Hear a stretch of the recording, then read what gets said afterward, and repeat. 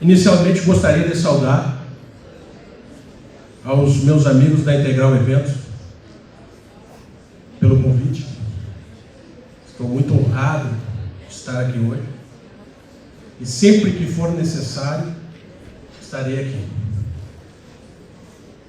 Saúdo a toda essa organização, a todos aqui da FAP, por esse lindo evento. É o primeiro de muitos, eu tenho certeza. Da mesma sorte, se me convidarem outros, virei com a maior alegria. Mas, principalmente, eu gostaria de saudar a vocês, estudantes.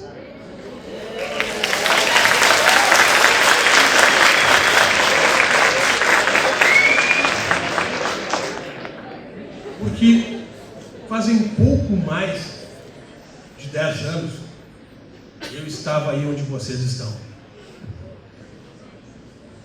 E lá 10 anos atrás as coisas eram bem difíceis para mim. Se formar um sonho, tamanha dificuldade financeira que eu enfrentava na Faculdade de Direito Rita dos Reis. Então eu me sentava no fundo da sala e olhava o professor e dizia: eu quero fazer isso. Eu acho que eu tenho condições de ser um bom professor. Porque o professor nada mais é do que um instrumento de conhecimento. Eu estava lecionando agora legítima defesa, teoria geral do delito na PUC. Ao final da aula, o rapaz veio falar comigo, o aluno: professor, o senhor não tem medo? Medo de quê, filho? Medo de nos ensinar tudo. Mas por que eu teria? Pela concorrência? Não. O professor tem o dever de ensinar tudo.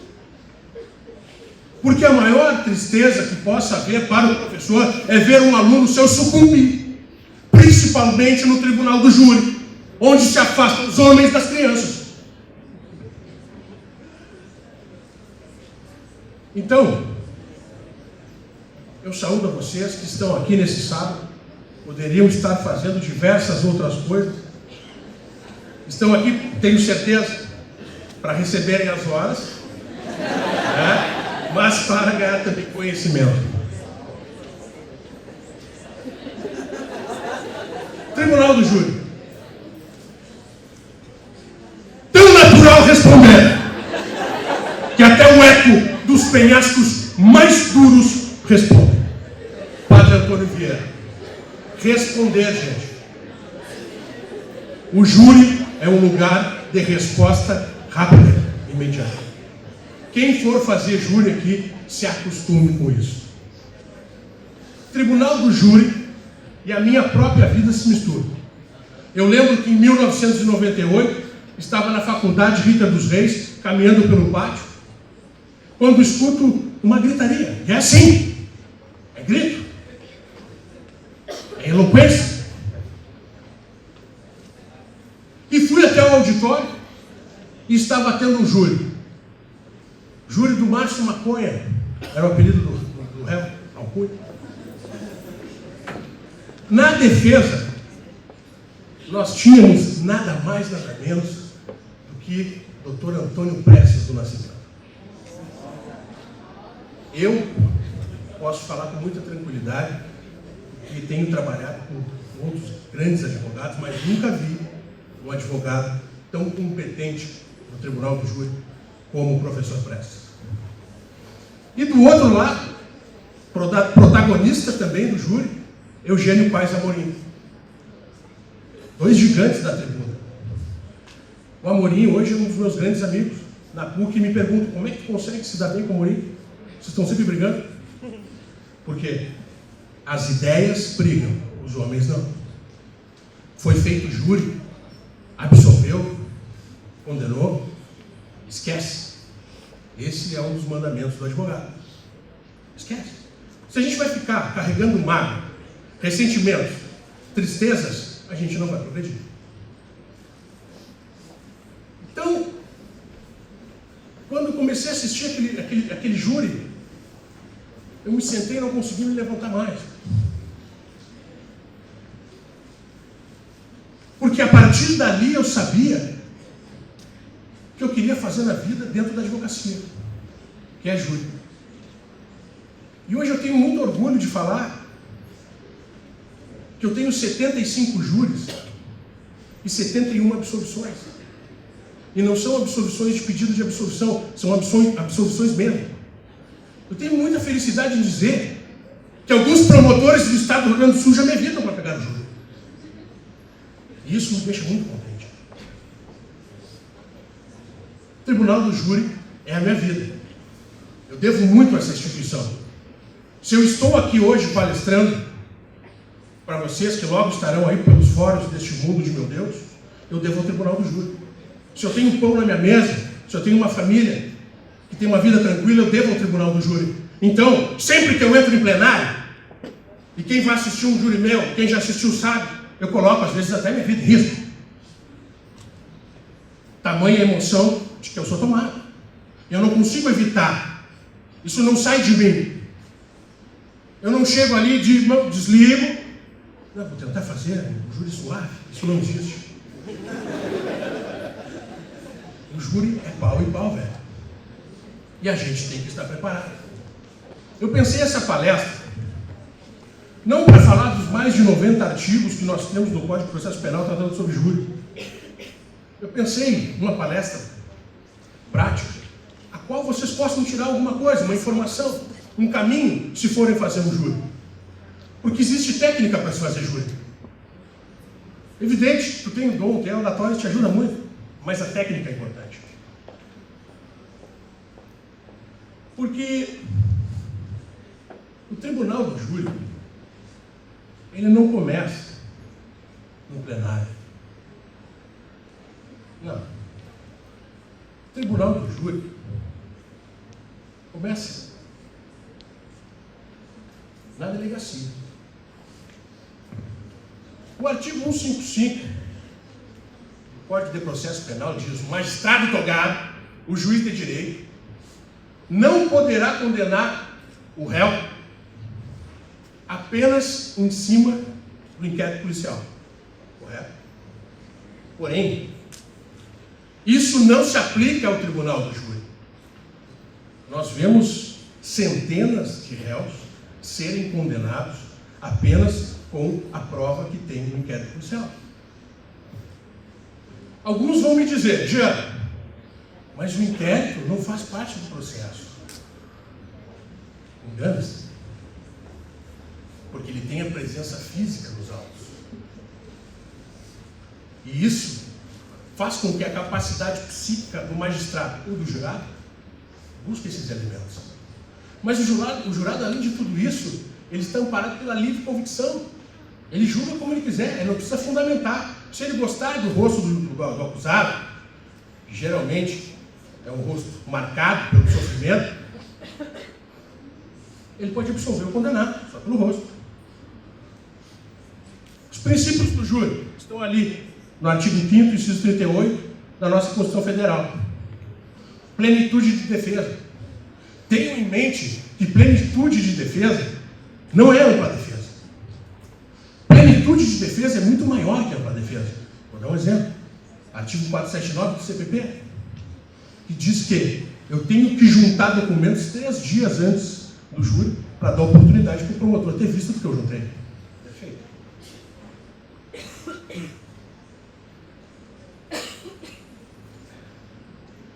Pois, há uns 3 meses atrás, nós fizemos um júri, uma tentativa, em que o réu, o acusado, nosso cliente, chegou com uma ocorrência policial. E com aquela ocorrência policial, ele não poderia ser o autor do fato, do homicídio. O que eu fiz? Recebi, estava fora do prazo, chamei o promotor, que deve ser sempre um promotor de justiça, não um promotor apenas acusatório, um promotor que quer obter vitórias, porque dentro do Tribunal do Júri não se tem vitórias, apenas derrotas. Nós temos ali 2 famílias que estão sofrendo, né? Uma perdeu alguém e a outra vai perder. Esse é o Tribunal do Júri. chamei o promotor, excelência está aqui, pede absolução, não tem. Não tem como esse réu estar no mesmo lugar em dois momentos. Ele não pediu, ele quis ir para o pau, ele quis ir para a dura, perdeu. E eu falei nessa ocorrência policial, ele disse, eu vou anular o júri, eu disse, não vai, 479, artigo 5º. Inciso 38, ali na plenitude de defesa, velho. Perdeu o júri, foi para o tribunal não reformou, não mandou novo júri. Por quê? Plenitude de defesa é sagrada. E às vezes, no júri, a gente não tem como prever tudo que vai acontecer. Ao final eu vou contar, eu sempre essa eu tenho que contar, o júri que nós absolvemos um réu com um poema. Ele foi absolvido. Então o tribunal do júri ele vai muito além. Você pediu que a gente não aprende a fazer júri. Júri é algo que se sente, que se toca, é coração, é emoção, mas tem que, evidentemente, ter técnica. Porque o júri, como eu já havia falado, começa na delegacia. Vou explicar o porquê. Eu tive um processo terrível. Eu não vim aqui só para contar vitórias para vocês, até porque a vida não é feita só de vitórias. Em que o nosso escritório defende um grupo de pessoas que são acusados de serem de uma grande facção criminosa. Uma dessas pessoas me procurou e disse, doutor, o senhor me acompanha na delegacia? Porque eu recebi uma intimação. Primeiro passo, gente, essa é uma dica importante. Vamos saber se tem prisão, porque advogado foi feito para soltar, não para prender. Então eu tomei todas as cautelas necessárias. Eu estou para dizer para vocês que, olha, é difícil encontrar alguém que tenha feito tanta delegacia como eu. Já fiz muita delegacia. Tomei as cautelas. Não tinha. O que eu fiz? Fui diretamente falar com a investigação. Velho, tem prisão? Não, doutor. Pode avisar, pode trazer seu cliente, pode avisar ele que não tem prisão. Fui de novo na delegacia. Falei com outro policial. Tem prisão? Não tem. O que a gente fez? Apresentou o rapaz. E no meio do depoimento apareceu um mandado de prisão. E aí, velho? Esse rapaz, ele é simplesmente acusado de ser o matador de aluguel dessa quadrilha. E aí vocês imaginam a cara que eu fiquei. Porque existe um código de ética, e isso não está nos livros, entre advogado e polícia. Velho, se tem mandado de prisão, eles vão dizer o seguinte, não garanto nada, doutor. Eu não apresento, porque advogado não foi feito para aprender. Mas se eles dizem, doutor, apresenta, é porque eu posso apresentar. Pois bem, me prenderam no Rio. Bom, só uma olhada dele me fuzilou, né? Pô, o cara já tinha cumprido 7 anos no latrocínio, estava solto e eu prendi o cara. Parei tudo na delegacia, me chamou o delegado. Não fala mais. Cheguei e enquadrei o delegado. Doutor, eu tenho família. Eu não sei o que esse cara aí vai pensar de mim. O que ele vai fazer? E se ele achar que eu estou de treta com você? Gente, esse crime que eu estou defendendo parou o maior bairro de Porto Alegre, num toque de recolher. O bagulho é louco.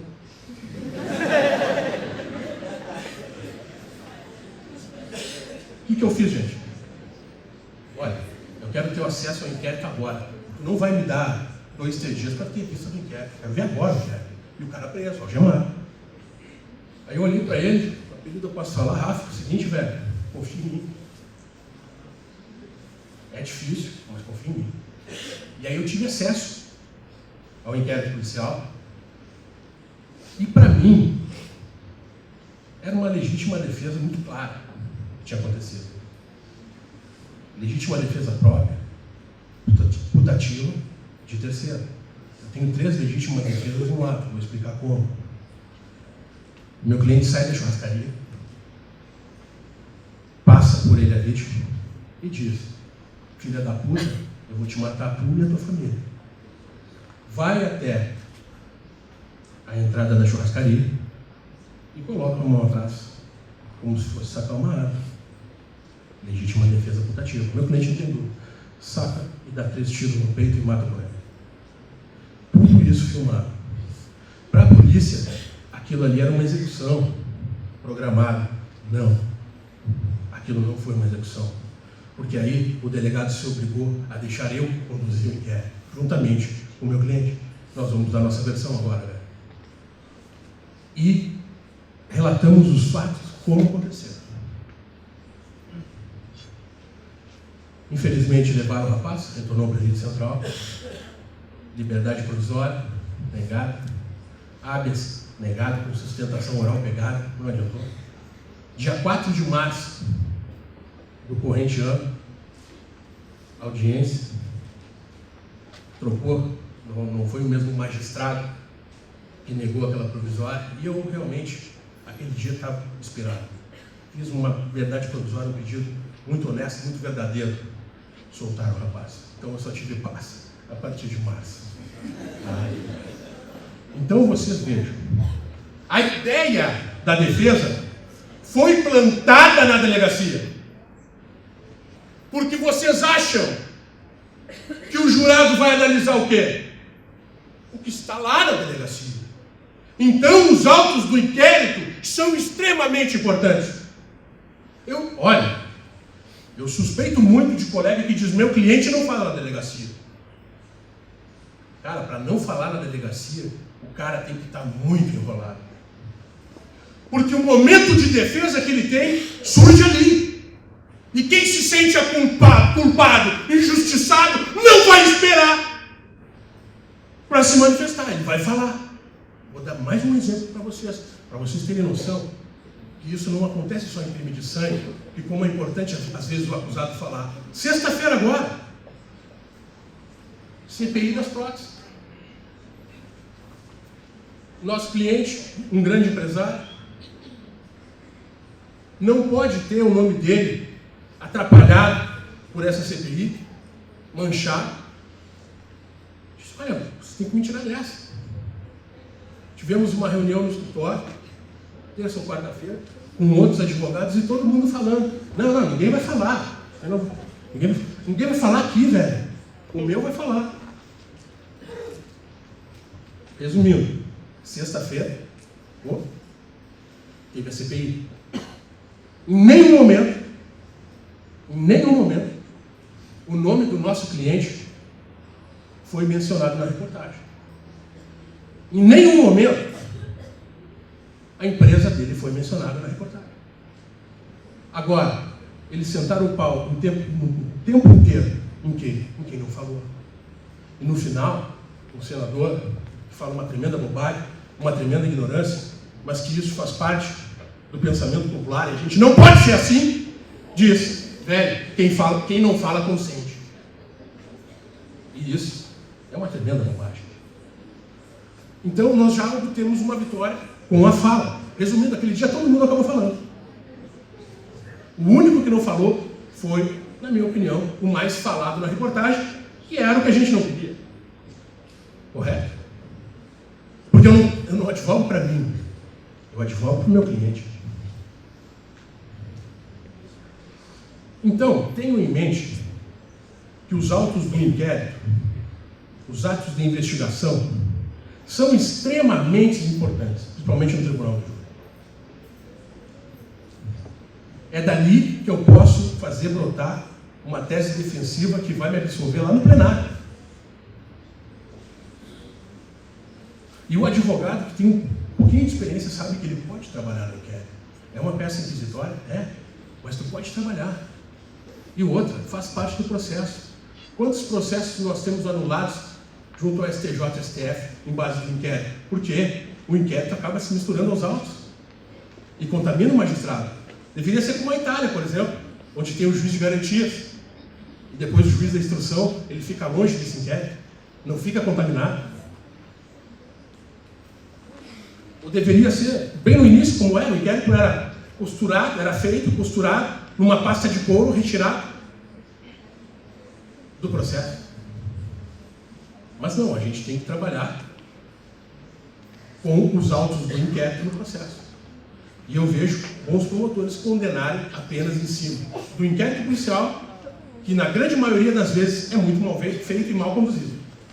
E mesmo assim se condena. Pois bem, o inquérito foi remetido, deu-se vista para o Ministério Público, foi denunciado, recebeu a denúncia do juiz, deu prazo para a defesa apresentar a resposta à acusação, onde a gente arrola as testemunhas até número 18. Isso é na instrução, primeira fase do júri. Alguns autores trabalham o júri em duas fases. Essa primeira da instrução e depois a segunda do plenário. Eu acho que é a melhor principalmente para ensinar na graduação, é a melhor forma. É muito complicado, gente, a gente falar do júri em 1 hora, porque eu estou lecionando junto com o Aurélio Lopes Júnior. Processo Penal 2, sobre o júri, a gente conseguiu falar em 4 aulas só sobre o júri e faltou um bocado de coisa. Faltou muitos artigos. A gente vai nos artigos pontuais, mas faltou muita coisa. Principalmente o plenário. O plenário, quase nada está no código. Quase nada. Pois bem, nós temos então a fase de instrução, que é procedimento parecido, igual aos outros crimes. E chega um momento que o juiz já foi ouvido as testemunhas de acusação, testemunhas de defesa, vítima, se está vivo, o acusado, perito, se for necessário. E o juiz tem que se manifestar.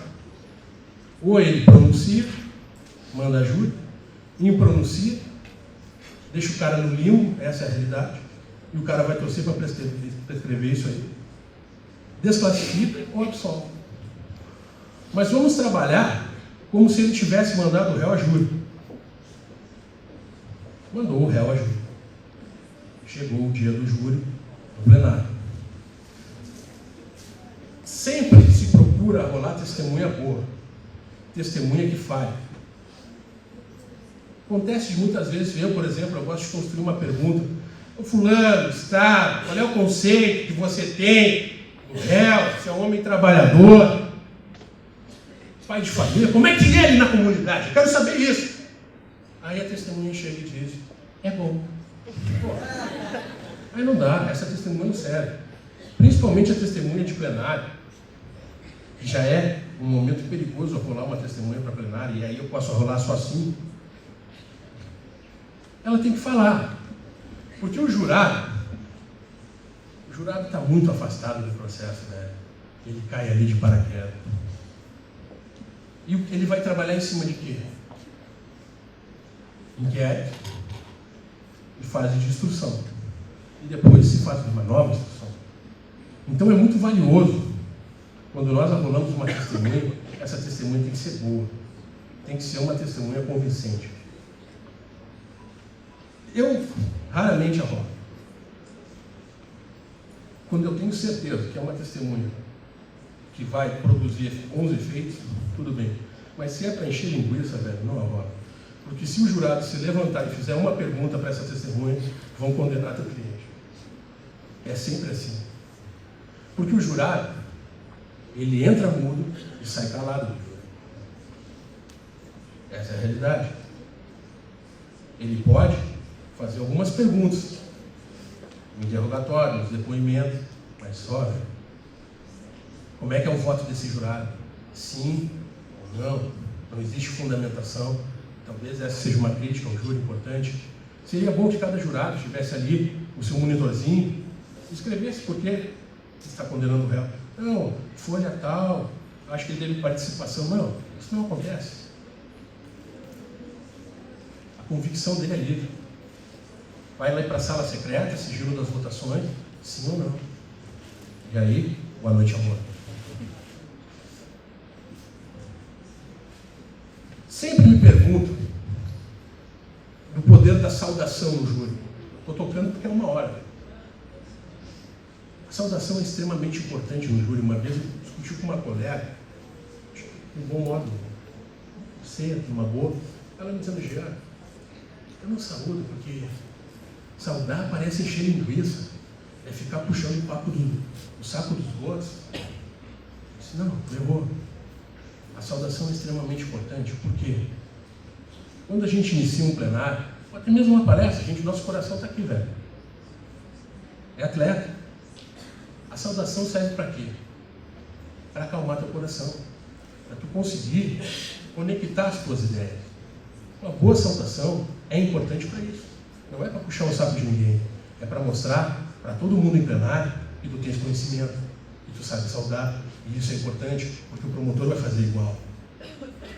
Que vocês não esqueçam, quando vocês estiverem fazendo o júri de vocês, vocês vão ser analisados por todos.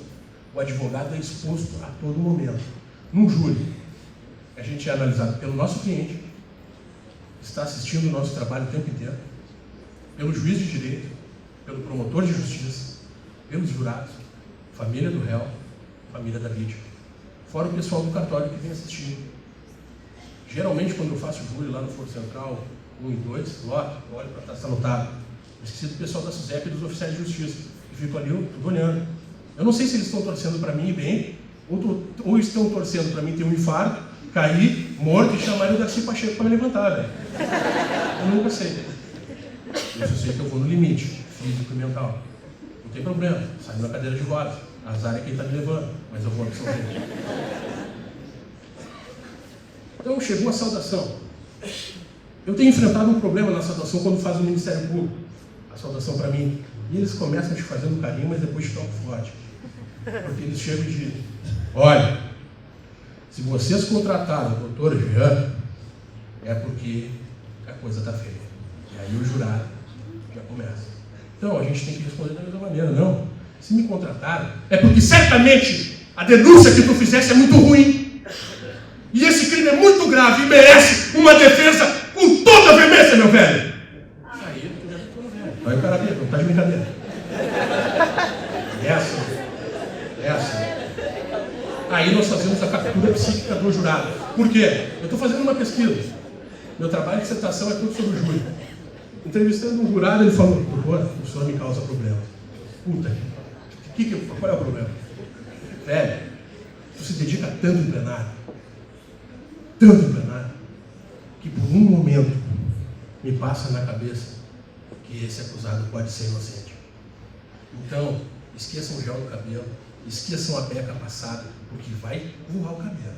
A beca vai amassar, mas tu vai conseguir uma absolução. Muito trabalho. Prestes, que para mim é um dos maiores do júri, era fenomenal. Prestes pode dizer meu pai fraternal. Tudo que eu aprendi com ele. É o advogado mais brilhante que eu já vi trabalhar. Gente, terminava os júris, eu fiz mais de 100 júris ao lado do Prestes, ajudando ele como estagiário. Às vezes eu achava, bom, hoje o velho vai marcar.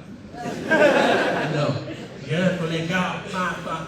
E ele conseguia milagres fantásticos. Então eu cheguei à conclusão que é o seguinte: o advogado de júri ele tem que ser diferenciado nesse ponto.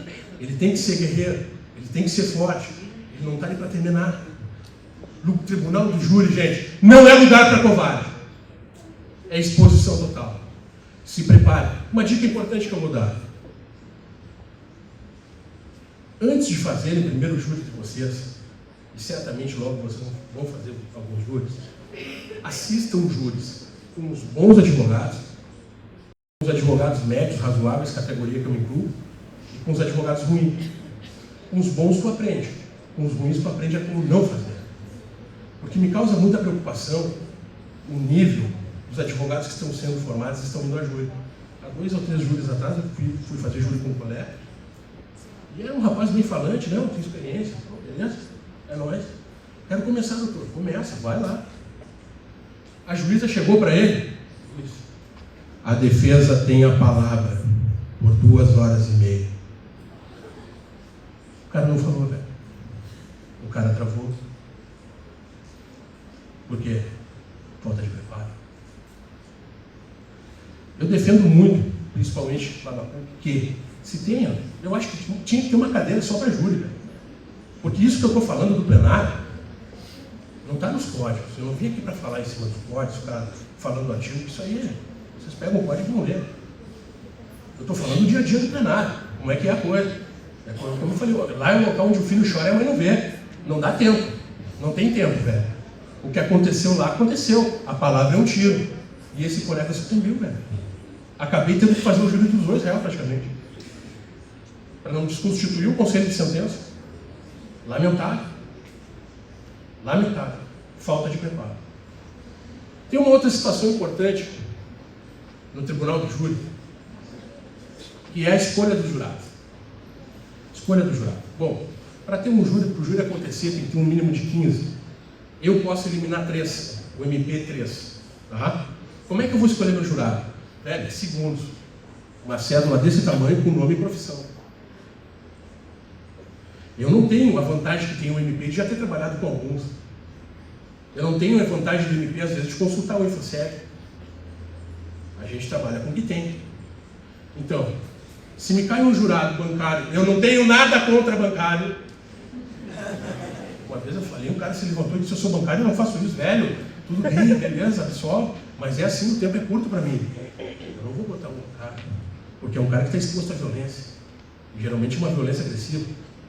Se o promotor em algum momento falar, puxar os antecedentes do réu e dizer, olha, ele tem assalto, já era condenado.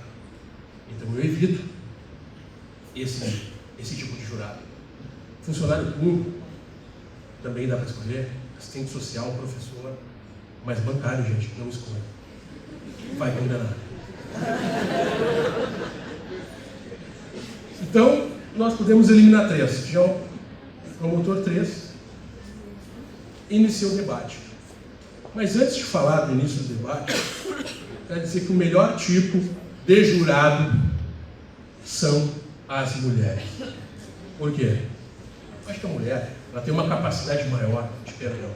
Tranquilo, velho. Falei isso numa aula lá na PUC, o professor ficou louco comigo. Já, tu está falando em cima do que isso aí? Tu fez uma pesquisa empírica para saber sobre isso? Tipo, velho, a minha pesquisa é no dia a dia. Mas antes eu tenho uma pergunta para lhe fazer. O senhor já foi alguma vez no presídio? Ah, faz muito tempo. O senhor já foi alguma vez no presídio em dia de visita? Não, nunca. Então vai. Porque na fila, velho, só vai ter mulher. Porque a mulher não abandona. A mãe, a esposa, a irmã, está lá de chinelinho nos dedos, contando os centavos e está na fila. Fica, sei lá, 6, 7 horas na fila. Essa é a mulher. Cara, de novo, 100%, 90%, 95% mulher. O pai, o irmão, não é. Então eu prefiro sempre ter um júri com o maior número de mulheres, porque elas compreendem melhor. Essa é a realidade. Iniciou os debates. A parte, gente, a parte é um tema interessante. A parte só se muito necessário, só se o promotor estiver indo muito bem para quebrar o ritmo desse promotor. Porque às vezes o promotor está indo mal, tu aparteia, o cara é que nem bolo de fubá, quanto mais bate, cresce, o cara cresce em cima do teu aparte e te destrói. Então, o aparte é algo que tem que ser muito bem utilizado, até também para não gerar uma nulidade posterior. Eu aparteio quando realmente estou vendo que o promotor está indo bem, porque aí eu quebro o foco dele e consigo dar uma desestabilizada. Porque tem promotores de justiça muito bons e eles sempre vão ter uma vantagem sobre a gente, porque eles fazem muitos júris. Por exemplo, numa semana um promotor faz 2 júris, 3. A gente, às vezes, como advogado, fica 6 meses sem fazer um júri.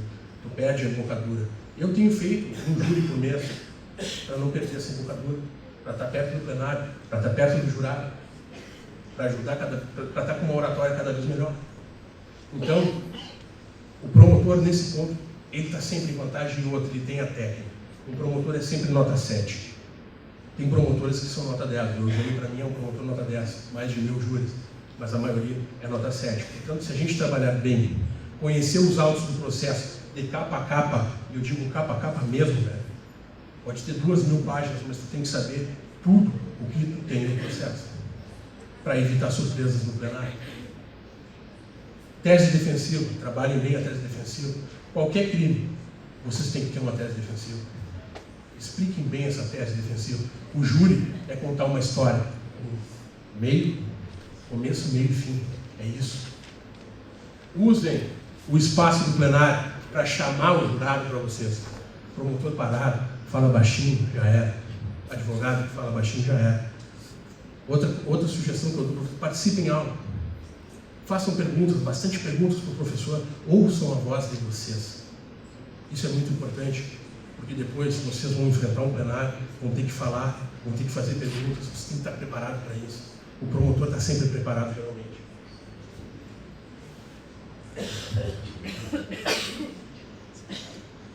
falamos dos apartes, falamos que cada um tem o seu tempo, 2 réus, 2 horas e meia, imagina, depois mais tréplica e réplica, mais 2 horas, o júri é cansativo, preparo físico é importante, eu estou tentando cuidar o meu, porque senão eu vou morrer, essa é a verdade, eu vou morrer, estou sentindo que eu vou morrer, fazendo o júri do jeito que eu faço, então o preparo físico é importante, porque a gente vai falar, a gente vai suar muito, é muita emoção, aqui eu estou me controlando, mas eu falo alto pra caramba o tempo inteiro. Meu antepenúltimo júri. Júri difícil. Agora eu vou falar da magia do júri. Um júri difícil. Sendo julgado o pai, a filha, o genro e o filho. Homicídio qualificado, somado ao tráfico de drogas e associação ao tráfico. A pena ia lá em cima e destruir essa família. Processo de 2.000 páginas. Tá? Pois bem. Só que, dentro dessas 2.000 páginas, se você chutava os autos do inquérito, não caía um baseado. Não tinha uma pressão de arma, não tinha nada. Tinha algumas escutas telefônicas. E dentro desse processo, tinha uma letra de música, um funk, um bonde, que a minha cliente teve a feliz ideia de fazer. O que fez o promotor? Trabalhamos muito bem no nosso tempo, júri ganha, chegou o promotor, na sua réplica, e pegou essa letra. Começou a mostrar para o jurado, meio que cantando. Letra terrível, uma bagaceirada pura. Baixar no chão ali era coisa de louco. A boquinha da garrafa voltava sem o casco, né? Terrível, terrível, terrível. E eu pensei, porra, tá perdido o júri. O promotor ainda falou, olha, eles não respeitam a sociedade, eles não respeitam ninguém, eles fazem música, eles debocham, tudo debochando de vocês. Eu falei para a Luana baixinho, que era minha cliente, só Luana, tá condenada, velho. Com essa letra que tu fez, não, tu vai ter tempo na cadeia de fazer várias letras. Talvez se torne uma autora bem interessante. Doutor, mas aí, eu me socorri do mandamento do advogado que diz um deles, pensa. Pois bem, chegou a minha vez de falar. Eu cheguei para o Conselho de Sentença, formado por 7 jurados. Disse, Excelências, o nobre promotor, como cantor, é um excelente promotor de justiça. E se ele cantou um funk, eu peço a Vossas Excelências para me declamar um poema. Só que eu vou declinar o nome do autor ao final. Tudo bem? E comecei. O homem, na estrada, recomeça a sua vida. Sua finalidade, a sua liberdade. E foi perdida, subtraída. E quer mostrar a si mesmo que realmente mudou. Que se recuperou. E quer viver em paz. Não olhar para trás, dizer ao crime nunca mais. Pois sua infância não foi um mar de rosas, não. Na FEBEM, lembranças dolorosas então. Sim, ganhar dinheiro, ficar rico, enfim. Muitos morreram sim, sonhando alto assim, me digam quem é feliz, quem não se desespera, vendo um filho nascer no berço da miséria, no lugar onde só tinha como atração o bar e o candomblé para se tomar bênção. Esse é o palco da história, e por mim será contado o homem na estrada. Nisso, o silêncio era absurdo, alguns jurados bem emocionados. Cheguei ao Conselho de Sentença e falei, Excelência, que eu acabei de falar aqui não é um poema, isso aqui é um rap, os Racionais do MC, quem fez é o Mano Brown lá do Capão Redondo. E eu tenho certeza que Vossas Excelências se emocionaram com esse rap, portanto não condenem eles por gostar de funk. 7-0, velho.